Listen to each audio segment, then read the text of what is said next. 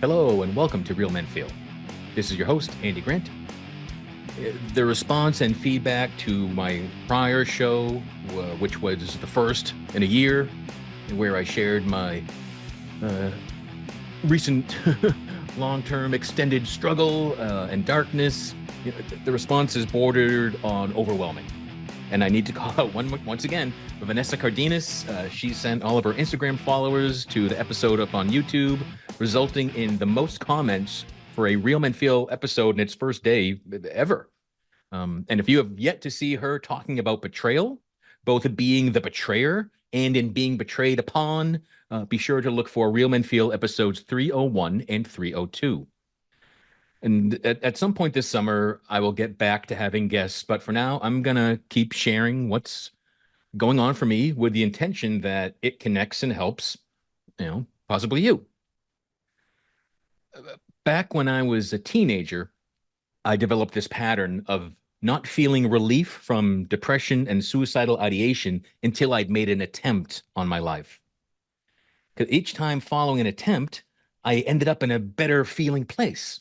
Things improved. And I came to think that it was the attempt to end everything that was the key step. I want to be clear that that was a delusion of mine, and I eventually saw that.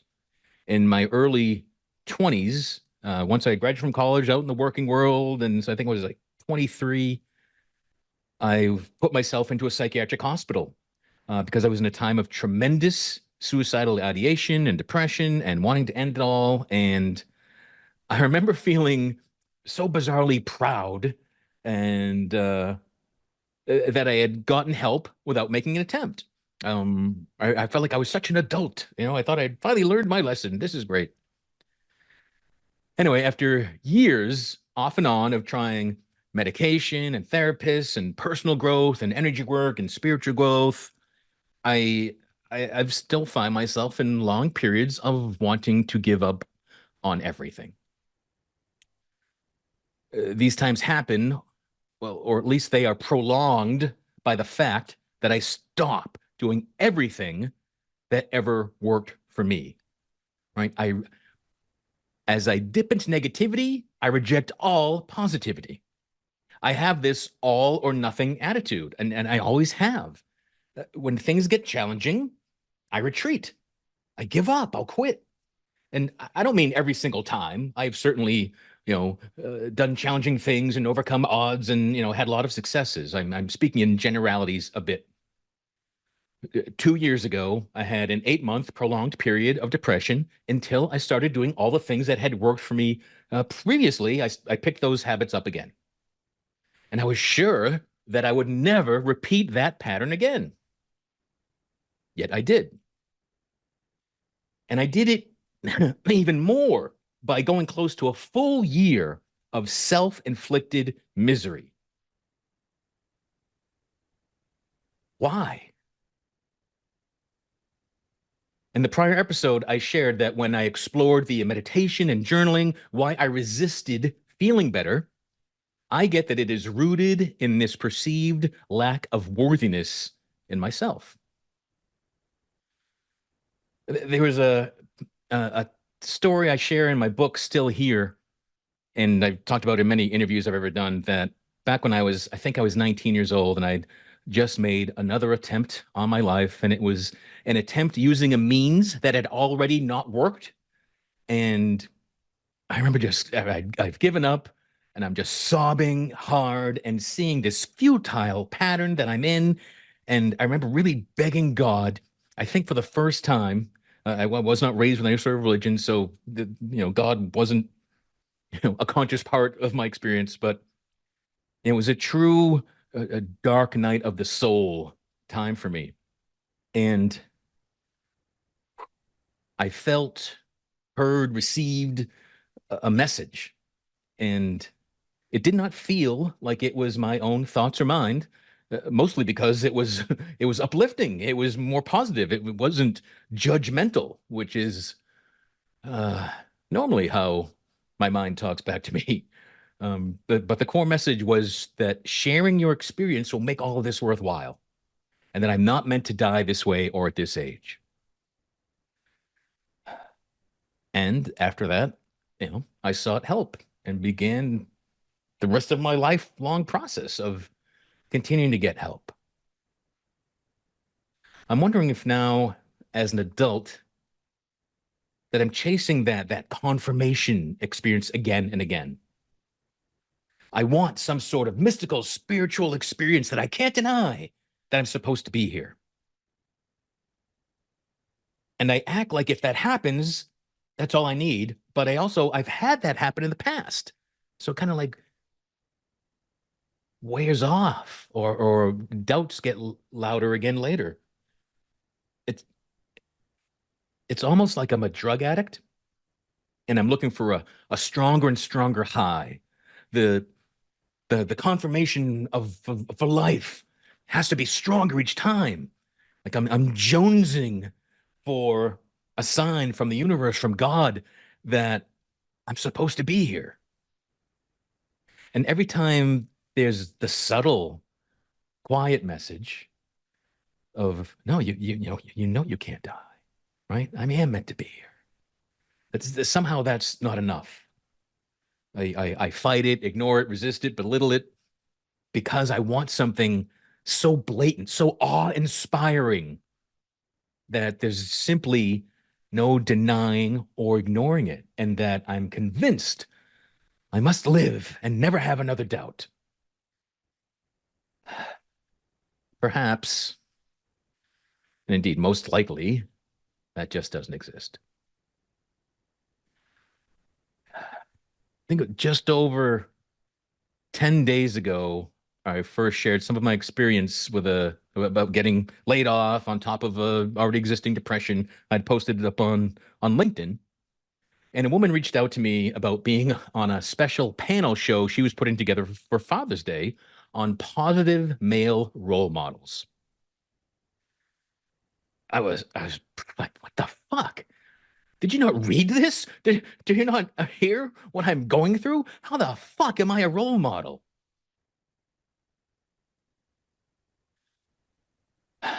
I actually am talking to her later today about whether to do her show or not. And even just thinking about it, thinking about myself as a role model, had me sobbing this morning. How is this obese, unemployed, depressed, and suicidal podcast host a role model to anyone? I fear that I'm much more likely to be held up in the future as an example of sharing too much. You know, once upon a time, there was this man called Andy Grant, and he thought being authentic and vulnerable could be a really good thing until he shared so much that current society simply couldn't handle it. And he died penniless in the streets.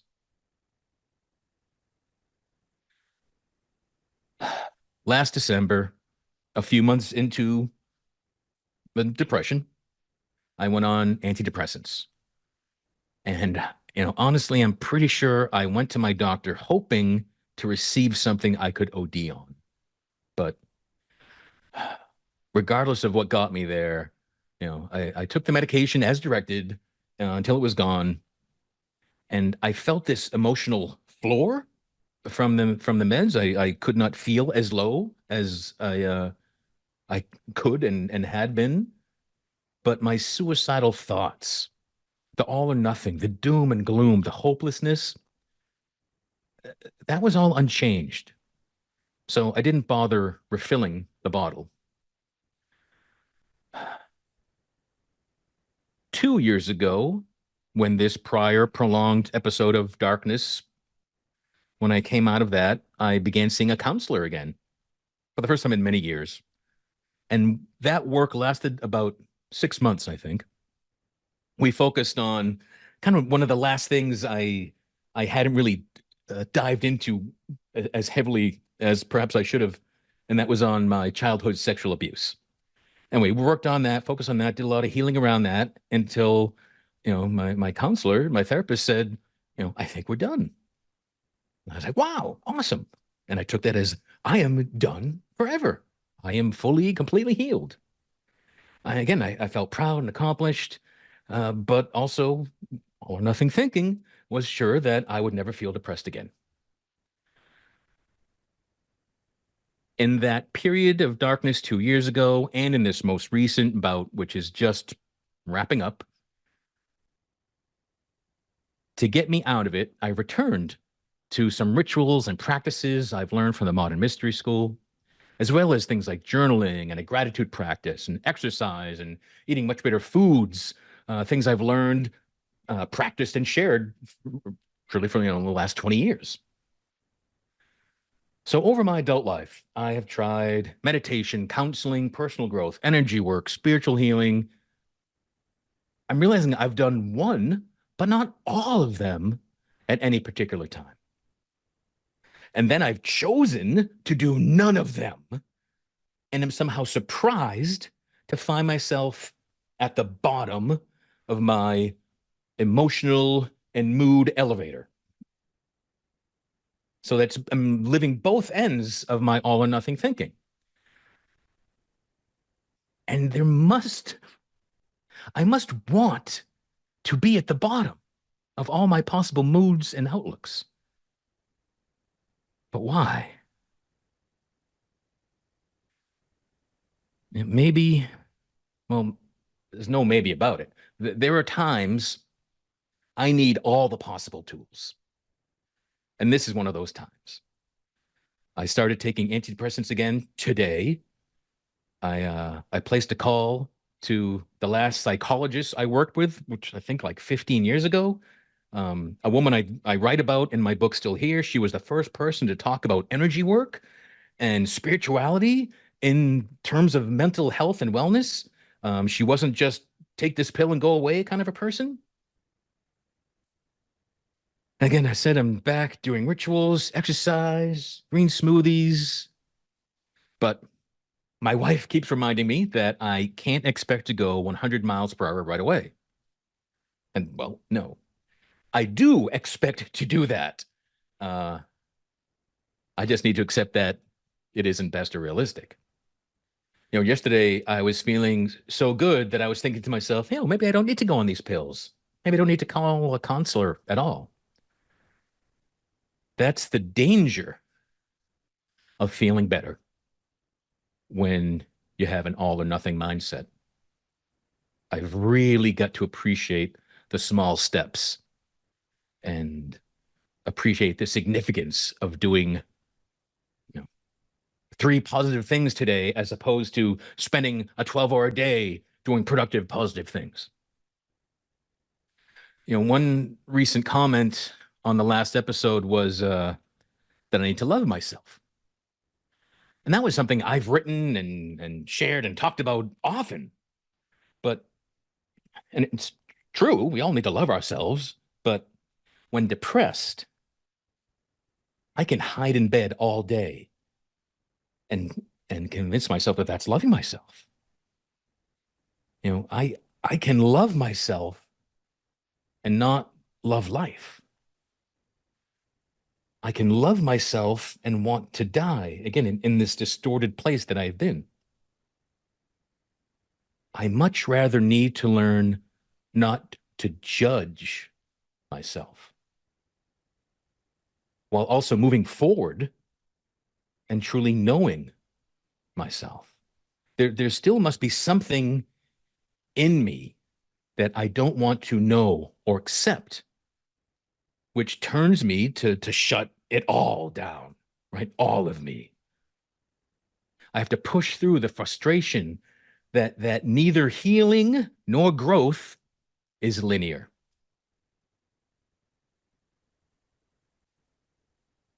So why do I stop doing what works? Why do I ignore people who reach out to me? Why do I isolate myself for months at a time?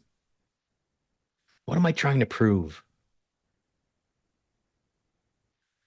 I think I'm trying to prove that I'm supposed to be alive and finally convince myself that I want to live. And fuck, there's my all or nothing thinking again. Still, I'm saying finally, and I expect to not for it not to ever happen again.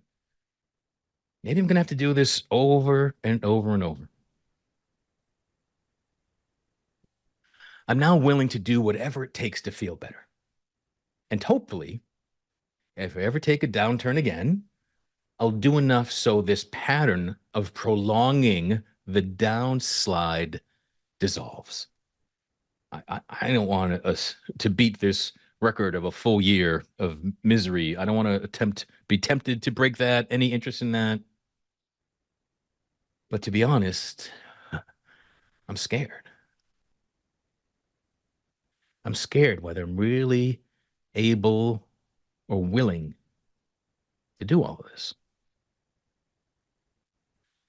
If I can put aside the self-judgment, perhaps all this is why, someone looks at me as a role model. I assure you, I'd much rather be a role model for my maturity, successes, and how of service I am. Perhaps that's all truer than I'm currently seeing it is anyway right now. If you have any reaction, comments to this episode, please post wherever you're seeing this or listening to it. You can always email me directly at realmenfeel@gmail.com. I truly appreciate everyone that has commented on the prior episode and done any episode ever before. Until next time, be good to yourself, and I hope you can appreciate the small steps leading you to your best life.